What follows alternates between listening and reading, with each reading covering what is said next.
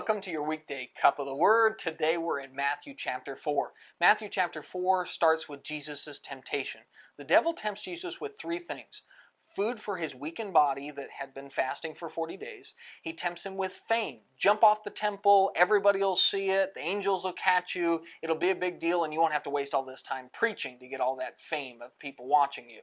And then the third thing he tempts him with is, look at the whole world, you can have it right now, you don't have to be crucified, you can be king immediately. All you got to do is one small little thing, worship me.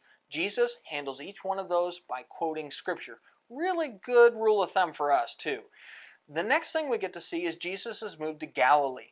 This is a great example of how Matthew is not chronological, because he skips all of these details of Jesus meeting Peter, Andrew, James, and John, all of these guys for the first time. Matthew would make it sound like he just ran into these guys on the beach and said, "Hey, come be fishers of men," and they just dropped everything. Well, if you go over to John chapter 1, you realize that these guys had met Jesus before, and they'd heard his preaching, but now Jesus is saying, now's time to step it up and not just listen to me, but be a part of my preaching and helping me in this work.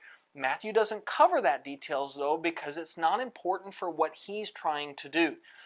The last detail that we get here in Matthew that's worth noting is, as Jesus moves to Galilee, where he'll do the bulk of his preaching, you also get to see that his fame is growing very, very rapidly.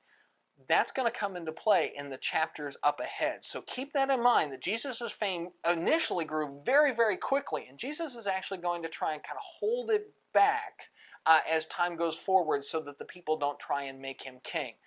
With that, we finish up with Matthew chapter 4.